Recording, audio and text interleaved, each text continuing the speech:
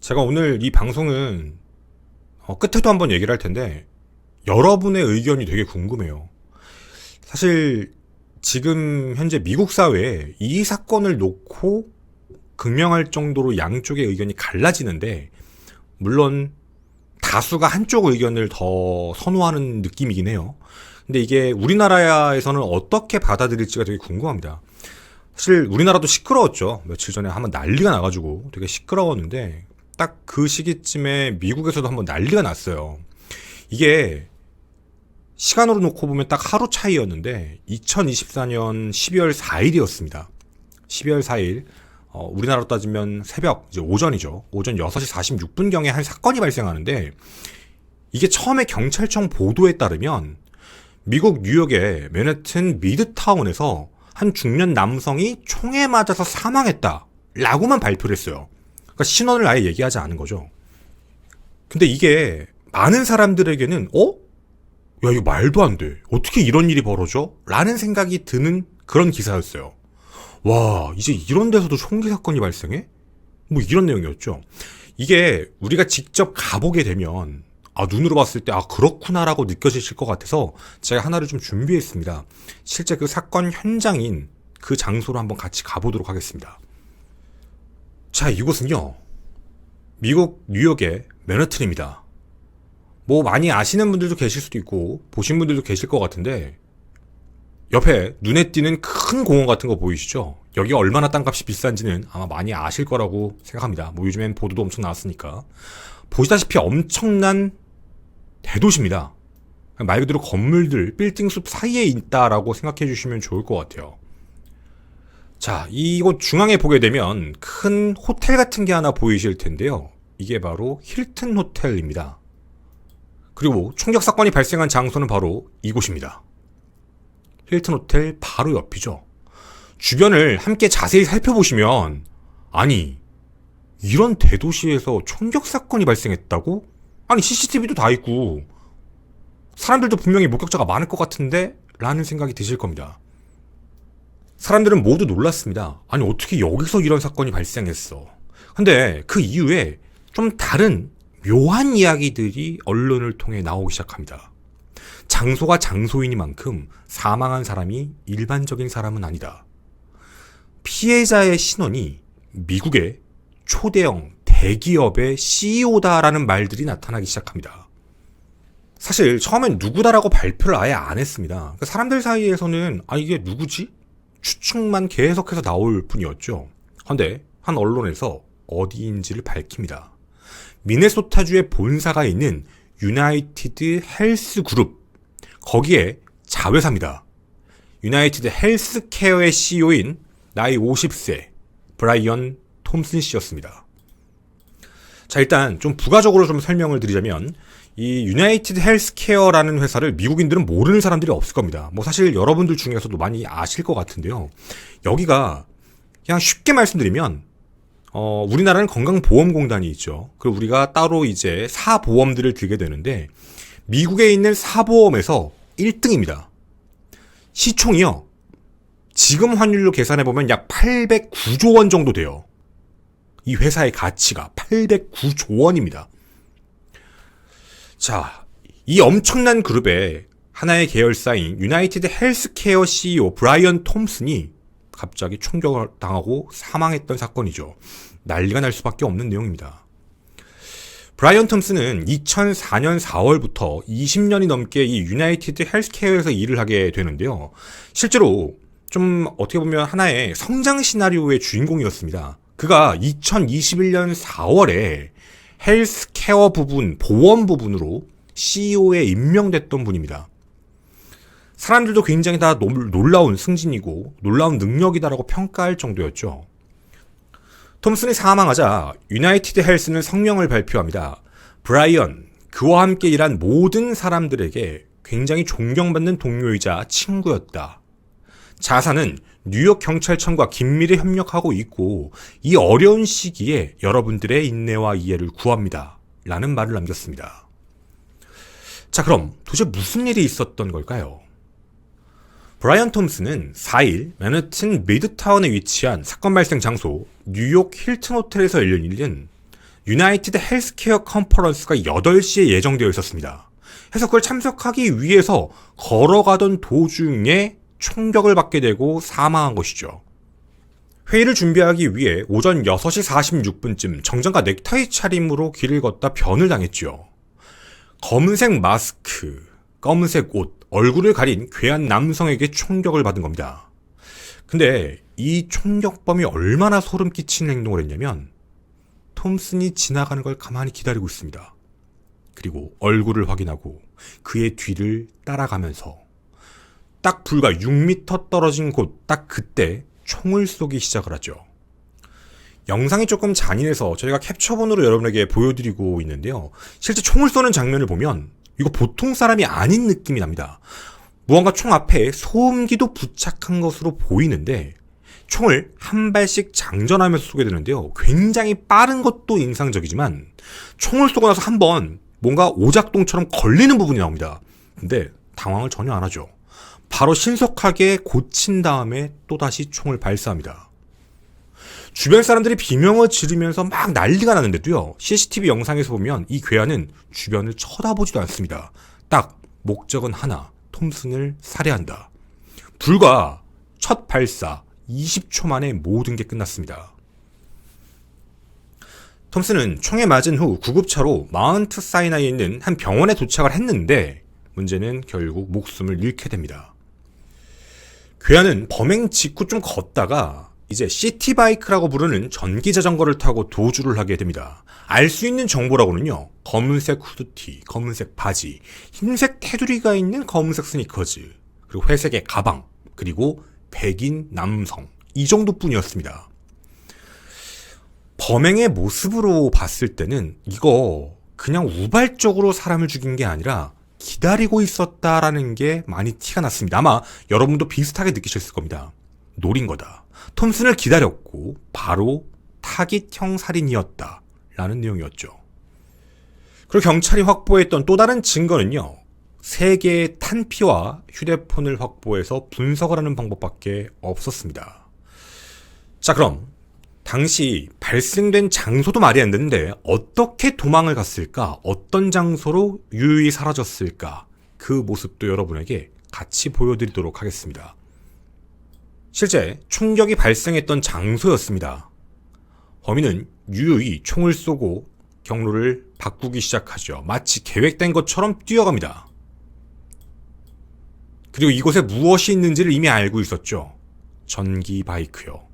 그걸 빌린 뒤 전기 바이크를 타고 도주를 하는데요. 그 위치는 이 바로 위에 있는 것 어디였을까요? 바로 센트럴파크입니다.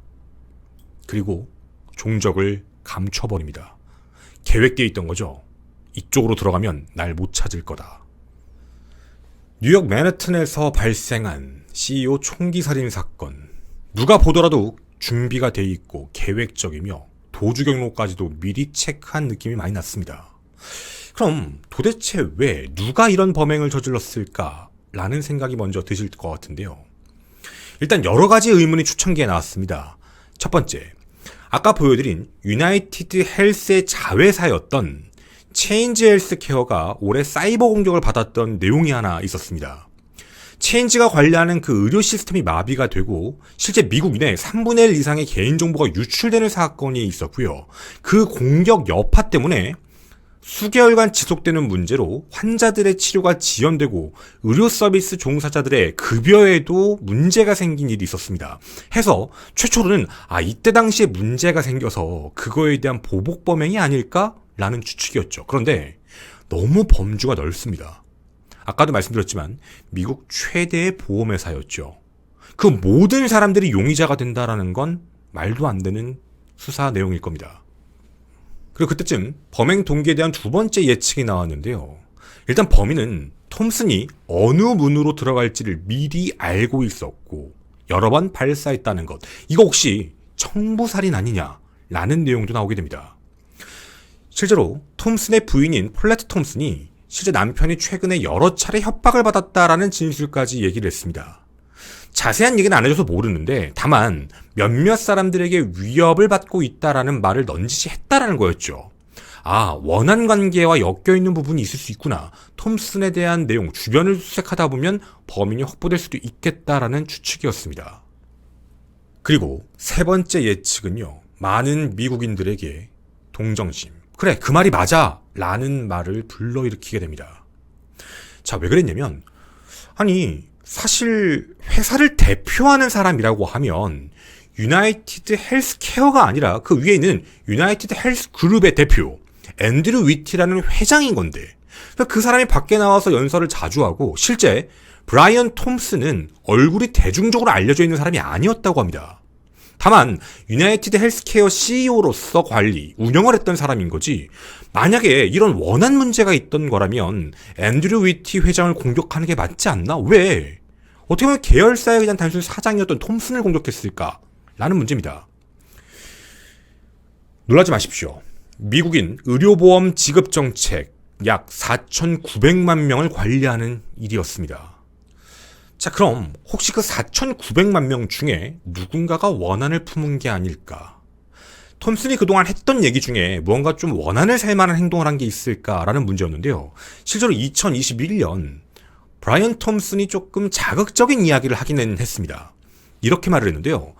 병원 응급실 방문이 필수적이지 않은 것으로 간주될 때는 보험금에 대한 지급을 거부하겠다라는 계획을 발표합니다. 비판을 엄청나게 때려맞았죠. 물론 다른 보험사도 똑같이 얘기했는데 앞서 말씀드린 대로 일대 가장 큰 보험사다 보니까 모든 화살을 맞게 됩니다. 물론 톰슨이 이런 얘기를 하자마자 미국 병원협회 대표는 바로 반발을 했죠. 환자는 의료에 대한 전문가가 아니다. 의료 응급 상황이라고 생각되는 상황에서 내가 얼마나 아픈지를 진단할 수가 없다. 환자가 스스로 잘못된 진단을 했다라는 그 이유만으로 금전적인 불이익을 주는 건, 그걸로 응급치료를 못 받는 게 한 건 말이 되지 않는다. 이런 말을 했던 겁니다. 자, 이게 어떻게 들어보면 그래, 응급실 방문을 별것도 아닌데 가가지고 낭비하는 것보다 정확한 이유로 가는 게 맞지 않아? 이게 톰슨의 입장이었죠. 회사의 입장이었던 겁니다. 하지만 병원 입장에선 응급 상황인 걸 환자가 어떻게 하냐. 그거 잘못 판단했다가 병원 안 오고 사망하면 누가 책임질 거냐. 이런 문제였던 겁니다. 물론 톰슨은 욕을 엄청나게 먹습니다. 해서 이 계획에 대한 시행을 연기하겠다라고 발표하고 조금 시간을 끌었죠. 그렇습니다. 사실 이때 당시에도, 지금도 비슷하긴 하지만 이 톰슨이 이끄는 회사는요, 보험에 대해서 지급을 잘 안 하는 걸로 악명 높은 회사였습니다. 사람들 사이에선 되게 부당하게 보험금 지급을 거부당했다라는 그런 비난들이 많이 있었죠. 자, 물론 우리가 여기서 꼭 중요하게 생각해야 될 부분이 있습니다. 자, 우리 모두가 공통적으로 생각할 부분, 병원의 응급실을 그냥 시도 때도 없이 간다. 근데 그걸 보험사가 돈을 다 내야 된다. 아마 이 부분에 대해서는 그래, 이건 잘못된 거야, 그렇게 하면 안 돼 라는 걸 보통 다 비슷하게 생각하실 겁니다. 물론 병원의 입장도 이해는 되죠. 그걸 어떻게 판단하냐. 급하면 오는 거지, 아프면 오는 거지. 물론 그 범죄에 대한 부분을 정확하게 표현하지 못했던 톰슨은 모든 비난의 화살을 맞을 수밖에 없었던 거였죠. 자, 그럼 보험금 지급에 대해서 거부하는 것, 여러분은 어떻게 생각하시나요? 사실 한국에도 많은 보험 사기건들, 보험 사건들도 많이 보셨을 겁니다. 악랄하게 이용을 해서 보험금을 부당하게 취득하려는 자들, 우린 너무 많이 봐왔죠. 특히 교통건으로 가면 너무 많습니다. 그런 부분에 대해서 제지를 가야 된다라는 건 아마 우리도 공통적으로 비슷하게 생각을 할 것 같은데요. 미국은 이상할 정도로 이 부분에 부당하게 거부당했다라는 비난이 많이 있었다라는 내용입니다. 자, 부당하게 거부당했다. 그게 어느 정도여야 될까? 이걸 같이 생각을 해보고 그 다음으로 넘어가 보도록 하겠습니다. 자, 이렇게 여론은 들끓습니다. 톰슨이 잘못한 거야. 니네 보험회사가 잘못한 거야. 총 맞을만 하네. 이런 식의 이야기가 나온 거죠. 하지만 아니다. 톰슨은 할 일을 한 거다. 열심히 한 거다. 회사의 이익과 그리고 이런 의료보험 체계에 대해서 노력을 해온 사람이다. 맞붙기 시작한 거였습니다. 자, 그 와중에 범인은 잡히지가 않습니다. 시간만 계속해서 흐르죠. 결국 12월 4일 뉴욕시형 NYPD는요, X를 통해 사진을 공개합니다. 바로 범행 전의 모습이었죠. 확인을 해보니까 사건 당일 6시 15분경 57번가 지하철역에서 나오는 모습이 포착됐고, 그리고 6시 30분경 범행 현장에서 약 53m 떨어진 길을 걸으면서 누군가와 전화하는 모습도 보입니다. 그리고 사건 발생 10분 전, 그때 공격 전에 있던 추정 주변에 있는 스타벅스에 방문을 했는데요. 그때의 모습입니다. 뉴욕시경은 많은 제보를 부탁한다라고 했습니다. 하지만 얼굴이 자세히 보이지는 않았죠. 이 사진만 보고 누가 범인이다 라고 찾는 건 매우 어려운 문제였습니다. 자, 물론 제보만 기다릴 수는 없었습니다. NYPD는 일단 요즘에 많이 발전하고 있는 얼굴인식 소프트웨어 프로그램을 통해 용의자를 색출하는 작업 하나, 그리고 스타벅스에서 확보한 지문과 DNA도 추출하고 있다라고만 밝혔죠. 하지만 시간은 계속 흘러갑니다. 그런데 한 가지 정보가 언론을 통해 나오게 됩니다. 사건 현장에 탄피가 있었다라고 말씀을 드렸죠. 사실 그 탄피를 얘기하면 이게 몇 미리 탄환이구나, 어떤 총이겠구나 유추를 해볼 수 있을 겁니다.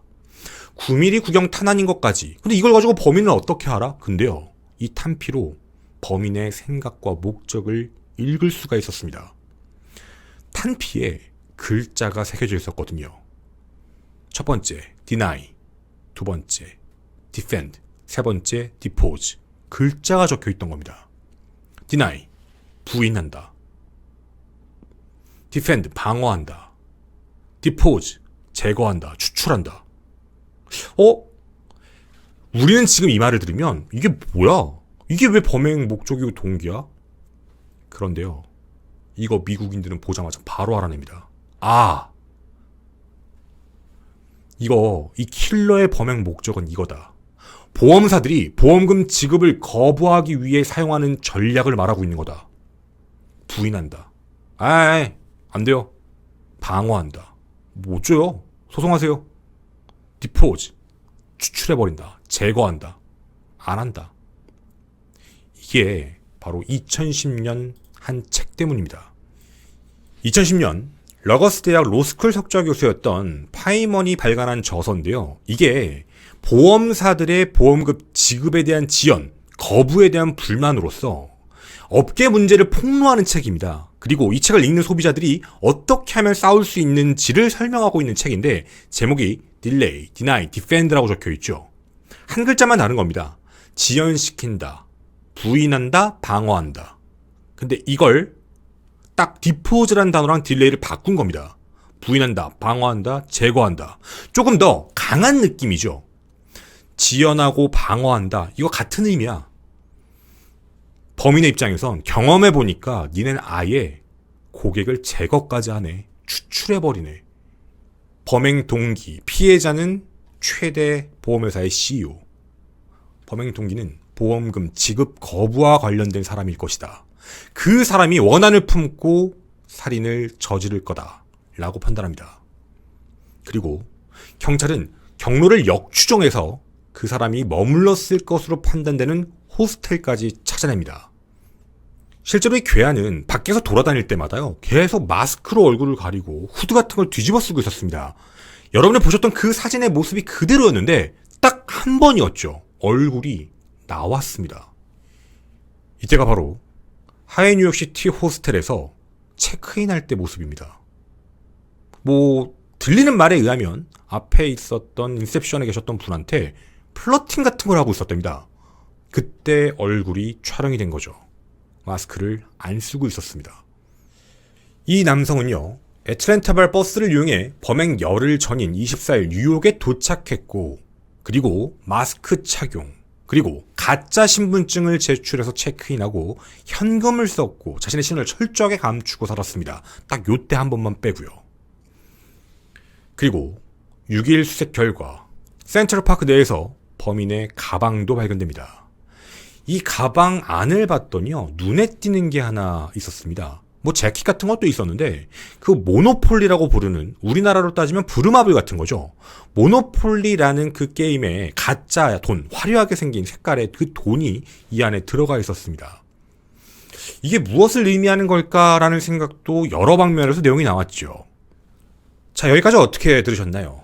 미국 최대 보험회사 사장, CEO가 필습을 당했다. 그리고 그 사람에 대한 제보를 받고 있다. 얼굴을 공개하고 찾아가는 부분이었습니다. 자, 그런데요. 미국 내 여론이 심상치 않게 흘러갑니다. 이 사진 한번 보시죠. 범인이 5명인데? 어떤 느낌이 드시나요? 경찰이 공개한 그 괴한의 모습과 똑같이 한 시민들이 나타나기 시작합니다. 마치 수사를 방해한다는 듯이 말이죠. 네, 그렇습니다. 여론은 반대 의견이 나오기 시작합니다. 동정 여론이 아니죠. 잘 죽었네. 거의 이런 반응입니다. 바로 너희들이 그동안 저질러 놓은 것 때문에 그렇게 된 거야. 의료보험을 들게 해놓고 왜 돈을 안 주냐에 대한 그 분노에 대한 표현으로서 사람들이 이 괴한을 마치 조커처럼 영웅화하기 시작했던 겁니다. 실제로 톰슨이 사망하고 나서 다른 이런 환자들이나 혹은 보험회사에서 직을 못 받았던 사람들이 난리가 납니다.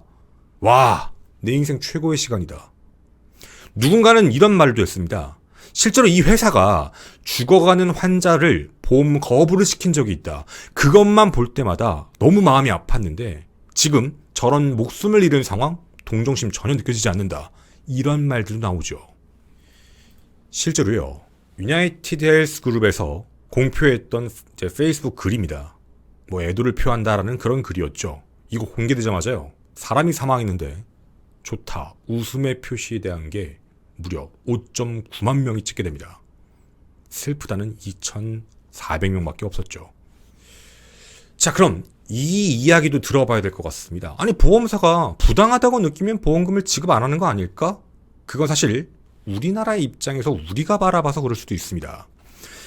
자, 실제로요. 톰슨이 2021년 부임하고 난 다음에 회사의 영업이익이 17조 원에서 23조 원으로 급성장합니다. 톰슨이 경영을 정말 잘한 거죠. 회사의 입장에서만 놓고 보면 말입니다. 그리고 톰슨이 회사를 맡고 매출액은 400조 원을 돌파하게 되죠. 어마어마한 겁니다. 영업이익 자체도 몇 조 원을 늘릴 정도. 자, 과연 그 비결이 무엇이었을까요? 사람들은 이렇게 말합니다. 톰슨의 영업이익을 올리셨던 방식. 가입자는 계속 늘리는데 보험금을 지급하지 않는 것. 실제 통계 자료를 확인해 봤는데요. 유나이티드 헬스케어의 보험 지급을 거절하는 거 있죠. 거부. 32%입니다. 대한민국이 보험 지급 거부율이 그동안 평균적으로 2% 미만이었죠. 그리고 올해가 조금 올랐는데 그래도 10% 미만입니다. 자, 32%라고 얘기를 하게 되면요. 100명 중에 32명의 보험금 지급은 거절하는 겁니다. 자, 그리고 이 거절 제도가 야, 그게 뭐가 또 어떤 문제가 있지라고 생각이 드실 수도 있는데요. 우리나라랑 한 가지 좀 제도적으로 다른 문제가 있습니다. 일단 우리나라는 치료를 받고 난 다음에 보험회사에서 지급을 시켜주는, 아마 다 보험이 있으시면 그러실 겁니다. 내가 일단 치료를 받고 보험금을 청구하게 되고 보험금을 받게 되죠. 근데 미국은 사전 승인 제도라는 게 존재합니다. 내가 아파서 치료받으려면 일단 전화해서 저기요, 저 여기가 아파서 좀 치료받으려고 해요. 돼요? 예, 받으세요. 하면 받아도 되는데 안 돼요. 왜 그러세요? 라고 하면 못 받습니다. 목적은 이렇게 발표하죠. 과잉, 오바스러울 정도의 치료를 막기 위해, 보험료가 세는 걸 막기 위해서 그런 것이다 라는데, 문제는 여기서 32%의 거절, 부결이 나오다 보니까 치료를 받아야 되는 사람이 못 받는 경우들이 발생해 사람이 사망한다는 문제였습니다. 자, 아마 많이 들어보셨을 겁니다. 대한민국도, 우리도 사보험을 들기는 하죠. 암보험이든 실손보험이든 여러 가지를 드실 텐데, 우리는 국가에서 관리하고 있는 보험 제도가 이미 존재하고 있습니다. 나라에서 보장을 해서 움직이는 제도가 있는데, 미국이 이런 제도가 없는 건 아닙니다. 나라에서 운영하는 건 있긴 한데, 이건 되게 극단적인 예시인데요. 너무 취약층들을 위한 일부분에만 되어 있고, 대부분 경제활동을 하는 모든 사람들은 사보험을 들어야 되는 상황입니다. 물론 자신의 경제 수준에 맞춰 사보험을 들게 되어 있고, 직장에 들어가게 되면 당연히 그 직장에서 보험료를 내주는 시스템으로 움직이게 됩니다. 얼마만큼 좋은 걸 하냐는 그만큼의 회사에 돈을 내는 방법에 따라 다르겠죠. 자, 이렇다 보니까 뭔가 가격에 따라서 당연히 보장 범위는 엄청나게 다릅니다. 근데 여기서 문제가 되는 게 아니라 보험업계가 그동안 계속해서 이런저런 이유를 댑니다. 그러면서 치료비를 거부하는 거죠. 지급을 안 해준 겁니다. 그래서 아까 보여드렸던 이런 책이 나왔던 거였죠. 2010년에 나왔던 책이 그래서 이해가 되실 겁니다. 사회적인 문제였다라는 거였죠. 자, 그런데요. 여기에 또 기름을 붓는 일이 얼마 전에 있었습니다. 유나이티드 헬스그룹의 CEO였던 톰슨은요. 요즘에 AI가 발전하죠. AI 기술을 도입하겠습니다. AI 기술이 들어가니까요. 사전 승인 제도, 보험 지급이 훨씬 더 거절률이 높아져 버립니다. 그러니까 가입은 해놨는데 엄청나게 많은 사람이 가입돼 있는데 실제로는 보험 혜택을 못 받아버리는 사람들이 32명이 넘어가는 거죠. 100명 중에요. 사람들은 거기에 분노하기 시작하는 겁니다. 그런데 여기에 역으로 한 가지의 문제가 더 터지죠. 보험금 지급을 못 받는 사람들은 늘어납니다. 그런데 톰슨은 기본급, 성과급, 스톡옵션, 주식을 모두 합쳐 작년에만 연봉 1020만 달러, 한화 142억 원을 받았습니다. 사람들은 분노합니다. 너희들이 영업이익을 올린 건 톰슨, 네가 사람들에게 보험 지급금을 주지 않고 그걸 땡겨서 회사의 순영업이익으로 남겨먹었기 때문이다. 그리고 너는 돈을 벌었다. 이 문제였던 겁니다. 자, 이게 어느 정도의 난리가 났냐면 아까 영웅하면서 옷도 똑같이 입고 수사에 혼선 주려고 했던 사람들이 있었죠. 이뿐만이 아닙니다. 야, 니들 딱 기다려라. 죽을 준비해. 뭐냐면 다른 보험회사 CEO들의 살생부 명단을 만들어서 올려버립니다. 진짜 실제로 이 일이 발생되자마자 각 직급체계에 있는 CEO들에 대한 정보들을 다 삭제하고 내렸습니다. 이제 사람들이 야, 이거 니네 그동안 잘못한 거야. 니들 다 단합해가지고 그동안 계속 돈 안 주고 너희들 배만 불렸지. 봤지? 이런 문제 터진다고. 이런 분위기. 심각한 분위기였죠. 반면엔 이런 일까지 생깁니다. 톰슨이 사망하고 난 이후에요. 이제 코인 마켓에 DDD. 아까 D 세 글자 이니셜 썼죠? 코인이 등장합니다. 밈코인이었습니다. 근데 이 밈코인이 떡상합니다. 사람들이 와 하면서 사기 시작했던 거죠. 밈으로 시작해버렸던 코인입니다. 자, 여러분은 어떻게 생각하시나요? 그럴만하다 라고 말씀을 하실 건가요? 그래도 저건 좀 아니지 않나? 아니, 어떻게 살인을 옹호해? 라고 생각이 드실 건가요? 당연히 미국 내에서도요, 이런 분위기에 대해서 걱정을 많이 하고 있습니다. 국제건강보험 보안안전협회 회장인 에릭 션 클레이는요, CEO는 그냥 그 조직의 더 대표로 일을 하는 사람일 뿐이다. 근데 왜 그 사람에게 징후를 표출하냐? 회사의 이익을 위해서 활동을 했던 사람인데 왜 그 사람을 타겟으로 놓고 끔찍한 범행을 저지르냐? 그리고 그 살해 행위에 대해서 찬양하고 미화하는 것, 이게 매우 우려스럽다라는 표현을 합니다. 그 사람은 그 사람의 일을 한 건데 왜 CEO를 공격하냐라는 문제죠. 자, 사람들의 입장, 그리고 회사의 입장, 여러분은 어느 쪽에 대한 의견이 더 와닿으시나요? 그리고 사실 톰슨에 대해서는 이런 이야기도 나옵니다. 뭔가 악덕한 얘기처럼 나오는 부분들도 있는데요. 사후에 유나이티드 헬스그룹의 한 직원이 톰슨은 실제로 그 가입자들의 불만을 전부 인지하고 있었다. 그리고 그 많은 임원 중에 이걸 고쳐야 된다고 얘기하는 몇 안 되는 임원 중에 한 명이었다라고 말을 합니다.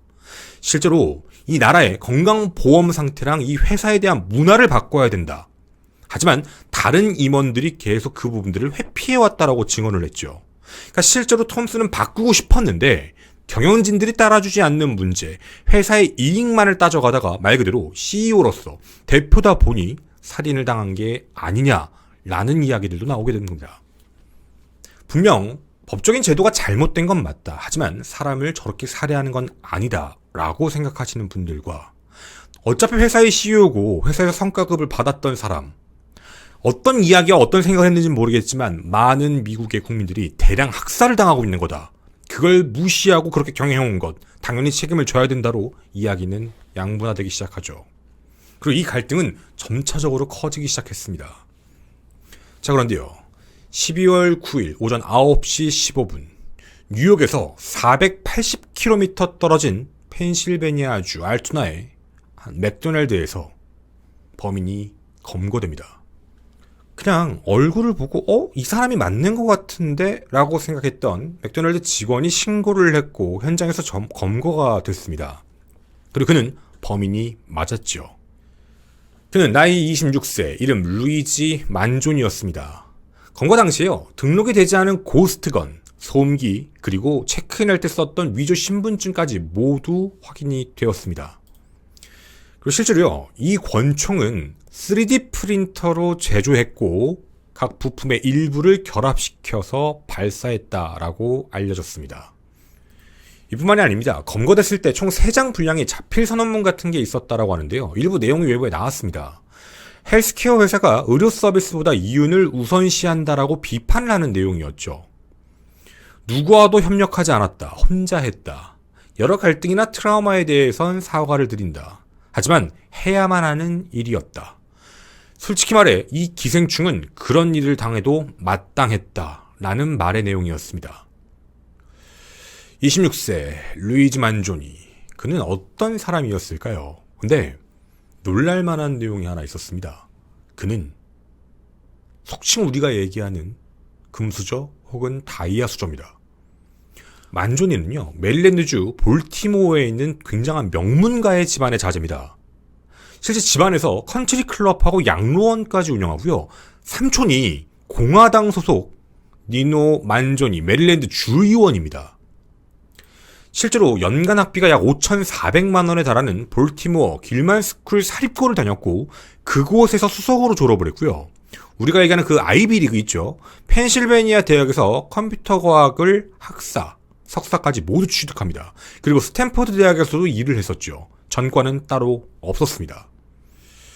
자, 아직 정확한 범행 동기에 대해서는 알 수 없습니다. 하지만 그의 신원이 공개되자 그가 그동안 어떤 행동을 했는지, 무슨 생각을 갖췄는지에 대한 내용들이 속속 나오게 되는데요. 그는 실제로 인공지능, 그리고 스마트폰에 대한 굉장히 적대적인 의견을 드러내는 반문명적인 모습을 많이 띠게 됩니다. 그리고 한 사람을 동경하게 되죠. 굉장히 유사한 사람입니다. 천재였죠. 바로 UC 버클리대 수학과 교수 출신 테드 카진스키. 그게 누구지라고 생각하시는 분들도 있을 것 같은데요. 미국에서 약 17년간 연쇄폭탄 테러를 일으켰던 유나바머였습니다. 자, 유나바머에서 간략하게 말씀을 드리면 이 사람은 문명에 대한 부분을 굉장히 나쁘게 봅니다. 기계가 사람을 망친다. 이런 생각을 갖고 있었던 사람이었죠. 그걸 기술적인 보복 행위로서 테러 행위를 17년간 했던 사람입니다. 실제 만조니는 비슷한 생각을 가졌던 것으로 확인됩니다. 그의 책에다가 리뷰를 써는 것도 확인이 됐는데요. 현대 사회에 내린 그의 예측, 예상이 얼마나 통찰력이 있었는지 다시 한번 느낄 수 있다. 그를 동경하는 그런 말이었습니다. 자, 물론 이걸 놓고 봤을 때 보험이랑 무슨 상관이야 라는 생각이 드실 수도 있습니다. 어쩌면 굉장히 자신만의 극단주의적인 생각을 갖고 있었던 사람인데 무언가 촉발되는 원인이 있지 않았을까라는 생각 때문이었죠. 아직 정확하게 확인된 부분은 아니지만요. 의료산업에 대한 경멸이 좀 있었다라고 보여진다는 겁니다. 2013년에는 할머니가, 2017년에 할아버지가 돌아가셨고 본인도 허리디스크 문제를 수술을 받았던 내용들이 있는데 이 부분에서 보험과 관련된 문제가 촉발된 게 아니냐라는 그런 추측도 있습니다. 아직 정확한 범행 동기는 나오지 않았지만 분명 의료산업, 보험과 관련된 부분에서 극도의 경멸심, 자신이 쏠 총의 탄피에다가도 미리 새겨둘 만큼 그런 행동을 저질렀던 만존이었기 때문이죠. 자, 아직 정확한 부분은 나오진 않았습니다. 하지만 굉장히 극단주의자다라는 느낌은 듭니다. 만조니가 저질렀던 문제는 미국 사회에 엄청난 반향을 불러일으키는 상태입니다. 특히 그 의료와 관련된 부분, 보험과 관련된 부분에서 더더욱 말이죠.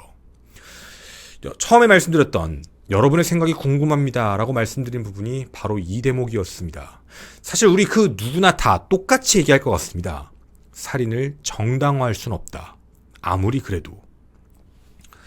근데 이들이 저질렀던 문제, 과연 우리라면, 나의 가족의 문제라면 우리는 과연 이해하고 받아들일 수가 있었을까요?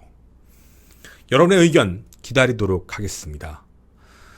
저는 오컬트 스토리의 김원이었습니다. 감사합니다. 뭐 사실 우리나라랑 문화가 다른 거잖아요. 문화가 다르기 때문에 뭐 사실 뭐 어떻게 뭐가 맞다 틀리다를 표현할 수는 없을 것 같아요. 다만 이제 이 사건을 우리의 시각으로 바라보게 되니까 미국의 그 의료 체계에 대한 부분, 미국은 실제로 보험료를 좀 많이 내는 국가이기는 하더라고요. 그 다른 나라들에 비해서 보면 자신의 소득에 대비, 그러니까 GDP 대비 꽤 많은 금액들을 의료 부위에 이제 포함을 하게 되는 그런 나라기는 한데, 많이 나간다라는 부분은 역으로 얘기하면 그만큼 혜택을 받아야 된다라는 입장인 거예요. 근데 여기서도 한 가지 또 내용들이 나왔던 것 중에 하나는 톰슨은 뭐 그런 부분들에 부정한 의료 사용비를 줄이고 의료 복지 환경을 조금 더 투자를 해서 사람들이 병원에 오는 일을 좀 덜 오게 만들어내는 거 아니냐, 뭐 이런 얘기를 했던 건데, 골자는 그런 부분인 것 같은데, 사람들의 입장에서는 바뀌는 게 없는 거니까. 아니 어차피 계속 지급 거절하는데, 진짜 필요한 사람도 거절해버리고 이젠 AI까지 써버리는데 그거 어떡하냐라는 문제인 거죠. 그러니까 여기서는 뭐가 옳다 그르다에 대한 부분을 떠나서 비율에 대한 문제였던 것 같아요. 조정에 대한 문제인데, 사실 우리나라도 저도 이제 자주 보는 게 그 한블리? 네, 그 영상을 되게 자주 봐요. 보다 보면은 진짜 말도 안 되는 보험 청구를 하는 사람들, 과다 보험 청구가 사실 우리나라 거기서 많이 나가잖아요. 그러니까 그런 부분들을 보면 저것 때문에 전체적인 보험 그런 문제가 생기는 거 아닌가? 막아야 되는 거 아닌가? 이런 내용들을, 그건 좀 세게 가야 될 것 같은데. 우리나라의 입장인 겁니다, 이건. 또 다른 부분에서는 이거 더 복지를 해줘야 되는 거 아닌가? 이런 부분들인 건데, 실제로 미국은 각 기업들이 맡고 있잖아요. 회사잖아요. 그러니까 우리가 뭐 어떤 보험을 들듯이 이제 다른 어떤 뭐 손해배상 뭐 이런 거 막 들듯이 사보험을 들고 있기 때문에, 걔네들 사보험에서 담합하고 뭐 걔네들 사이에서 그렇게 운영을 하게 되면 사실상 그들 말이 곧 법인 거잖아요. 어떻게 보면 해결할 수 있는 방법이 없으니까. 또 궁금하실 수도 있어요. 아니 왜 그러면 다른 보험사를 들지 왜 저기를 많이 들었지라고 하실 수도 있는데, 저게 이거 제가 정확한 게 아닐 수도 있습니다. 저희들도 제가 뭐 미국 사는 것도 아니고, 근데 제가 좀 확인해 본 바에 따르면 틀릴 수도 있어서 뒷이야기를 뺀 건데, 이게 어쨌든 자신의 소득에 대비해서 보험을 설정해서 들게 되는 거잖아요. 그러니까 비싼 돈을 내면 당연히 되게 좋은 보험을 해주겠죠. 예를 들면 구글 같은데, 그러니까 어느 기업에 소속이 되게 되면 회사가 돈을 내주게 돼 있어요. 그래서 그걸 복지라고 불러요, 회사에. 그래서 구글 같은 경우에는 최고의 보험을 들어준다고 전 그렇게 들었어요. 엄청나게 센 걸로 해준다고. 그렇게 해서 이제 지원을 해주는 거죠. 회사가 내는 거니까. 근데 이제 회사들, 우리가 얘기할 때 이제 회사들, 고용회사들이 내는 게 있고 자영업자들이 내는 게 있잖아요. 자영업자들은 당연히 조금 더 부담감이 큰 거고, 누가 내주는 게 아니라 자기가 내야 되는 문제가 되니까. 근데 대기업인 곳들의 특징이 뭐냐면 단체 가입인 거예요. 할인해주고 좀 더 싸게 해줄게. 이거 어떤 느낌인지 아시겠죠? 그러니까 예를 들어서 우리나라로 따지면 뭐 이렇게 큰 대기업이 뭐 쌈땡이 있어요. 쌈땡이 있으면 내가 이제 김원보험이야. 김원보험사에서 야 우리랑 해요. 싸게 해줄게. 전전 다 들어주는 거야. 따로 할 거예요? 따로 하세요. 대신에 우리만큼 할인 못 해줘요.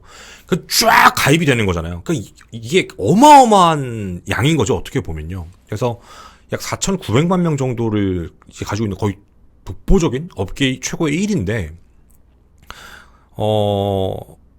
실질적으로 그렇게 운영을 하면서 가입자가 늘어나는 부분, 그러니까 보험회사가 어떻게 영업이익을 더 낼 수 있었지를 생각을 해보면 사람들은 그게 싫은 거예요. 어떻게 더 냈지? 뭐 보험 가입자가 더 엄청 전 세계적으로 늘었나? 그게 아니면 통계치로 봤을 때는 톰슨이 있고 전후로 따졌을 때 20몇 프로였던 보험 지급 거절이 32%까지 올라가 버리니까, 야 이러면은 니네 10% 먹은 거 아니야. 그래놓고 달라고 얘기하면 이렇게 하는 거예요. 무시하고 자기들 방어 소송하세요. 법적으로 한번 붙어보세요. 뭐 이런 문제가 끼니까 보험료는 보험료대로 나갔고, 자기들은 실제로 보험 혜택을 못 받으니까 그거에 대해 사비로 지불을 해야 되는데 그 금액이 너무 크면 포기하는 거잖아요. 그럼 죽어야 되는 거지, 쉽게 얘기하면. 그러니까 이제 그런 문제들이 껴서, 이게 만약에 좀 뭔가 체계적으로 딱 만들어져서 정확하게 뭐 보험 굳이 안 가도 되는 거, 뭐 우리나라도 그런 얘기 되게 많이 해요. 굳이 안 가도 되는 병원을 가가지고 뭐 그렇게 한다, 뭐 의료보험을 쓴다, 뭐 이런 얘기들이 나오긴 하는데, 그런 부분은 사실 개개인이 느끼기에 따라 다를 수도 있다고 저는 생각은 하거든요. 저는 개인적으로 병원 잘 안 가는 편이긴 해요. 그러니까 어느 정도면, 그러니까 저한테는 제가 병원을 가겠다라고 하면 좀 뭔가 심각한 거예요. 목소리가 완전히 나가버렸든가 방송을 해야 되니까 좀 열나거나 이런 거는 잘 안 가요. 제가 그냥 해열제 먹고 버티는 타입이고, 뭐 아직은 뭐 저도 그냥 뭐 몸이 그렇게 막 나쁘진 않다라고 느끼기 때문에, 그러니까 그거는 뭐 개인의 선택에 대한 문제예요.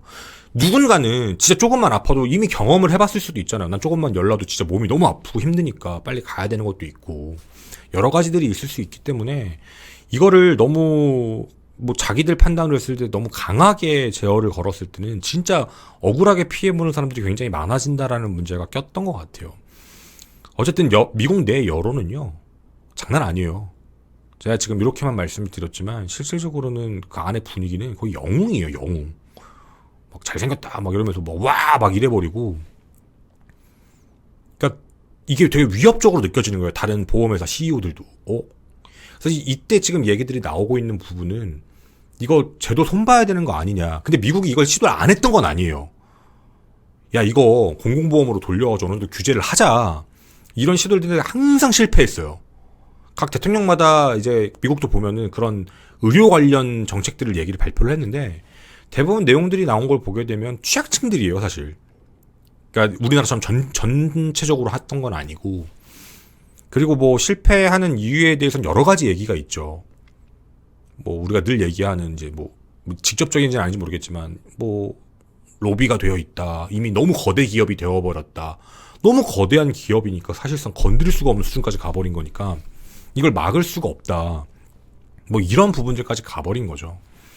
그래서 이런 부분에 대한 시스템은 굉장히 심한 게 맞아요. 실제로 유나이티드 헬스케어 같은 경우에는 미국 내 다른 보험사들에 비해서도 굉장히 보험 지급 거절을 많이 하는 걸로 악명 높았다고 해요. 그러니까 엄청나게 많은 사람들이 가입되어 있는데 그 분노는 엄청나게 크겠죠. 그러니까 그거에 대한 분노심이 지금 표출되고 있는 거고, 그걸로 이제 진짜 말 그대로 난리가 나버린 거죠, 여기는요. 그래서 이거에 대해서 과연 손볼 수 있을지 없을지는 잘 모르겠지만 미국은 이런 문제들도 있고요. 그리고 또 미국이 그런 것도 있어요. 우리나라처럼 이제 보험으로 해가지고 이렇게 기간을 두는 거 있잖아요. 우리나라는 좀 길게 두는 경향이 있어요. 보험 지급 기간, 치료받을 때. 근데 미국은 엄청 짧아요. 우리나라에 비하면은 반의 반 되려나? 엄청 짧거든요. 그러니까 아파도 병원에 오래 입원해 있으면 안 돼요. 그러니까 오래 있으면 있을수록 나중에 자기 사비로 내야 돼요, 잘못하면. 근데 그거 뭐 여러 가지 그런 문제들도 끼고 이러니까 사실상 어느 정도는 국가의 통제를 받아서 어느 정도 가이드를 만들어야 되는 거 아니냐라는 이야기들도 많이 나오고 있어요. 그래서 이게 어떤 부분이다, 뭐가 옳다 그르다를 떠나서 사실 사람 죽인 부분, 그거는 뭐 우리나라 사람들 입장에서는 그럴 것 같아요. 이게 잘한 거 아니다, 사적 제재다. 그러니까 아무리 그래도 사람을 죽였다라는 것. 어쨌든 그 회사의 CEO긴 하지만 그룹장도 아니고 어쨌든 임원으로서 이제 역할을 했다라는 부분인 건데, 회사 정책의 시스템은 문제가 있는 거라서, 그러니까 참 여러 가지의 생각들이 나오지 않을까라는 그런 느낌입니다. 그러니까 우리나라의 느낌이랑 외국 느낌은 다를 것 같은데, 여러분들 궁금하시면 외국 뉴스 한번 봐보세요. 이거 다 보시면 댓글도 한번 쭉 봐보시고. 외국은 정말 장난 아닙니다. 이거 진짜 가만 안 두려고 하는 그 느낌들이 너무 강해서 저는 정말 놀랐어요. 맥도날드 테러당하고 있대요.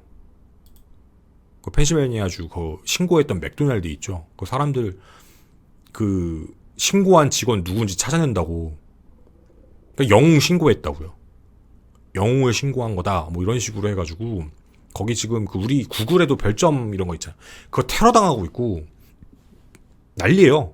그러니까 그 정도예요, 거기는 지금. 제가 이런 느낌을 컨텐츠 찍을 때는 일부러 여러분이 너무 그쪽으로 생각하실까봐 조금 뒤로 뺀 건데, 그 정도예요. 그러니까 그 정도로 사람들이 분노해 있어요. 그러니까 그게 터졌다라는 얘기이다라는 거 하나랑, 그래도 이건 너무하지 않나? 뭐 이런 여러 가지에 대한 부분이 있습니다. 아마 이런 부분들로 가게 되면 대부분 제도적인 문제이지 않을까 싶기는 한데, 네, 여러분들의 다양한 의견, 생각도 한번, 여러분한테 또 제가 여러분을 통해서 배우는 거니까, 제가 뭔가 잘못된 정보, 뭐 지금 현재 뭐 미국이든 이런 데 거주하시는 분들도 계실 테니까 많이 달아주시면 참고하고 잘 읽어보도록 하겠습니다. 뭐 누구의 편을 든다라는 문제는 아니고, 우리나라랑 또 상황이 다른 부분 중에 하나가, 미국은 연간 10만 명이 펜타닐을 포함해서 대부분이 펜타닐인데 그런 약으로 사망하는 사건들이 발생하니까 그 치료 누가 할 거야? 그 누가 관리할 거야? 사실 사보험 입장에서는 그런 걸 관리할 필요가 없으니까. 근데 우리나라는 관리를 하고 있잖아요.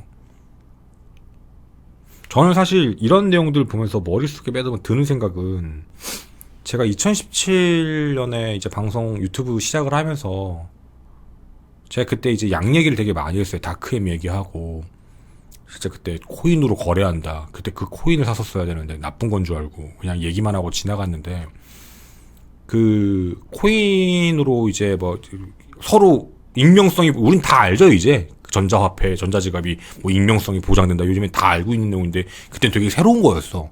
와, 범죄자들이 별걸 다 만들고 악용하는구나. 난 그렇게 생각했지 그때 당시에. 그래서 어쨌든 그런 상황이었는데, 제가 이제 오컬트 스토리라는 방송을 할 때는 항상 그런 얘기를, 메시지를 뭐로 하지?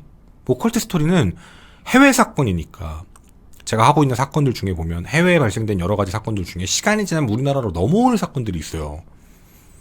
그 사회적인 문제가 돼버리는 거. 그게 뭐 통계적으로 보면, 평균적으로 봤을 때 뭐 우리보다 미국이 10년, 뭐 일본이 5년, 뭐 이런 얘기도 하시는 분들도 있는데, 어쨌든 보면 넘어오는 경우가 있어요. 그래서 저는 방송 처음 할 때부터 우리나라 청정국 절대 아니라고, 사람들이 잘못 생각하고 있는 거라고. 그때만 해도 제가 그런 방송하면 뭐 그거 비싸다, 루트가 어디 있냐, 그거 못한다, 뭐 돈 많고 권력자들만 하는 거다, 그 얘기 되게 많았거든요. 근데 저는 이미 그때 그거 아니라 그랬어요. 우리나라 이미 마약 청정국가 아니라고, 이미 퍼지면 다 빠졌다고. 이거 빨리 안 막으면 문제 생긴다, 그 얘기를 했다가 이제 봐봐요. 제가 지금 방송한 지가 이제 거의 이제 한 8년? 8, 9년 다 돼가니까, 이제 라이브 방송으로 먼저 했으니까 한 유튜브만 놓고 보면 7년, 이제 8년이 돼가는데 진짜 그렇게 바뀐 거예요. 이제는 뭐 말 그대로 난리가 났다는 사실도 많이 아실 거고. 저는 그 합성 관련? 펜타닐이요? 합성 관련? 여러분 배드솔트 봤잖아요. 미국에서 그 좀비 마약이라고 불려가지고 막 사람 막 이상한 무서운 잔인한 사진. 그리고 몇 년 뒤에 그 미국에서, 일본에서 합성 마약 해가지고 막 카메라 앞에 막 이렇게 웃으면서 했던 그 또라이도 하나 있고, 우리나라도 합성 마약 건드리기 시작해요. 난 진짜 너무 무섭다고요. 이게 그냥 하는 얘기가 아니라. 저는 미국이, 여러분 진짜 미국은요, 합성 마약이 엄청 싸잖아요. 중독성 엄청 심해요. 그 펜타닐이. 그걸로 뭐 연간 거의 10만 명 가까이가 사라진다. 근데 그게 통계로 보니까 기대 수명 떨어뜨렸고요. 젊은 사람들이 다 죽으니까 기대 수명 쫙 떨어뜨렸고, GDP 쭉 떨어뜨리는 거예요. 실제로 일을 하고 노동하면서 국가의 생산을 높여야 될 사람들이 사라지니까. 그러니까 나라가 진짜 난리가 나는 시스템이에요. 거기는. 이게 우리한테 그게 뭐겠어, 아니에요. 엄청 심각해요 그거. 미국에서는 그거와 관련된 문제가 정말 심각한 수준이거든요.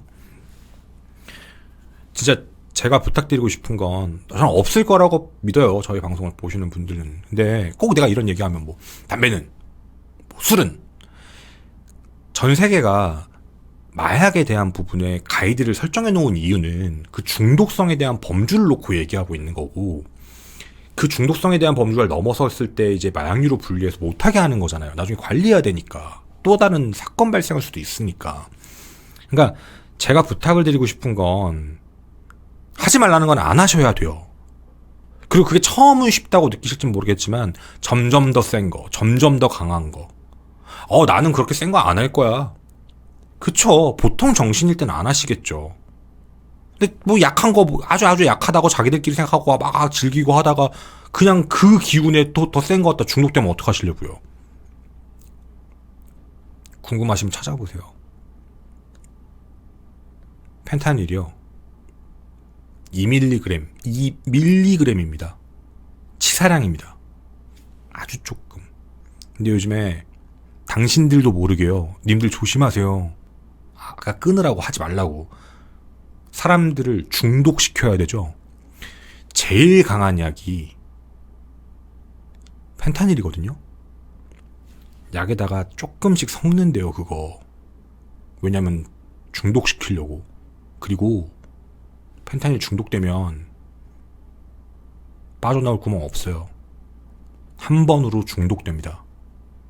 거의 돌아오는 케이스가 없어요. 전 솔직히 돌아온 케이스 본 적이 없어요. 돌아오는 게 아니고요. 그 단 한 번에 그걸로요. 평생 동안 고통받으실 거예요. 여러 가지 생겨요. 뭐 치아 빠지거나 토를 너무 해서 치아가 빠지거나 뼈의 골격이 변하거나 뭐 피부에 문제 생기시는 분들부터 오한, 두통, 발열 막 난리 나요. 이거 못 고쳐요. 끝나는 거예요. 제가 왜 이 얘기를 하냐면 의료보험 체계잖아요. 그러니까 거기가 보험이 무너지는 걸 보니까 거기 공적보험 돌린다고 하는 거 잘 안 됐거든. 그럼 뭐 어떻게 할 거야? 뭐 마약하는 애들 다 관리할 거야? 정말 많이 하지 말라는 거. 전 여러 가지들 중에 전 이 사건을 보면서 머릿속에 떠오른 게 약이에요. 제가 분명히 그때 얘기했을 때도 우리나라 아니라고 했지만 불과 8년 만에 이런 말도 안 되는 일들이 벌어지기 시작했고 우리나라가 계속해서 세관 이제 관리를 더 벽을 세울 거예요. 더 촘촘하게 못 들어오게. 그럼 뭐가 되죠? 제가 옛날부터 했던 얘기예요. 가격이 올라요. 외국은 싸요. 우리나라에 막 던져요. 10개 중에 9개 걸리면 돼. 하나만 통과하면 되지. 이런 식으로 움직여요. 관리를 그렇게 하니까. 100% 다 걸러낼 수는 없으니까. 그럼 그렇게 되면 내부에서는 엄청 비싸지겠죠. 그 미국하고 똑같은 일이거든요. 그럼 그거 못 사죠. 그럼 사람들은 뭘 찾죠? 싼 거. 그게 합성이에요. 그렇게 해서 미국이 저렇게 된 거거든요. 그러니까 제가 정말 이건 정말 부탁드릴게요. 이거는 요즘에 좀 20대 어린 친구들이 진짜 많이 하더라고. 10대까지도 가고 있고. 진짜 이거 본인의 생명을 담보로 하고 본인의 생명을 딱 걸어 놓고서 시작하는 거거든요. 절대로 행복할 수 없을 거예요. 그 끝은 진짜 잔혹할 거예요. 그러니까 진짜로 좀 안 그랬으면이라는 생각이에요. 우리나라 거 기하급수적으로 늘어나면 우리나라는 미국하고 다르게 나라에서 관리를 하잖아요. 그렇게 해서 보험료 고갈되면 보험료가 계속 깎여나가면 그럼 우리도 사보험해야 되나? 사보험하고 관리 안 되면 보험사가 약하셨어요? 그것도 관리해드릴게요. 그럴 리가 없잖아 우리나라 보험사가. 그러니까 진짜 끔찍한 일이에요. 그러니까 저는 그런 일들 발생 안 됐으면 좋겠어요. 제가 늘 말씀드리는 게 그거였었어요. 모든 범죄 행위를 막을 수 있는 방법은 진짜 없어요. 약도 어떻게 보면 마찬가지죠. 근데 약을 또 들어오잖아요 계속. 근데 약 관련 문제가 발생되지 않는 거 진짜 불가능에 가깝겠지만 한 가지면 가능해요. 우리가 관심이 없으면 우리나라에 안 들어와요. 적어도 우리들끼리라도 우리 몸 소중한 줄 알고. 그러니까 국가를 생각하다 뭐 여기까지 가지는 않을게요. 그러니까 우리 몸 소중하잖아. 아프기 싫잖아. 치아 빠지기 싫잖아. 그러니까 우리를 위해서라도 우리라면 우리가 관심을 갖고 우리가 사지 않으면요 들어오지도 않아요. 팔리지도 않는데 뭐하러 집어넣어. 여러 가지 방식 국가에서도 노력하고 많은 노력을 하겠지만 우리도 좀 그랬으면이라는 생각이에요. 관심을 안 갖는 거. 그래서 오늘 이 사건도 하면서도 문득 그런 생각이 들었어요. 뭐 의료보험 얘기도 하고 그래서 뒷이야기로 뺀 건데. 그래서 좀 하시는 분들 만약 계시다면 치료받으시고요. 그리고 약 관련 처벌 더 강하게 해주셨으면 좋겠습니다. 나라 좀 먹는 것들이에요. 파는 새끼들.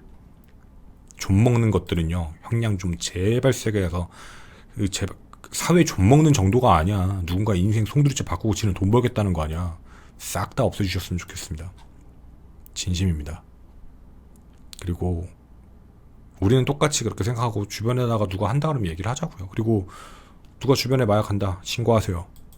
신고하시면 됩니다. 네, 신고하시고요. 그 사람 정신 차리게 만들어야죠.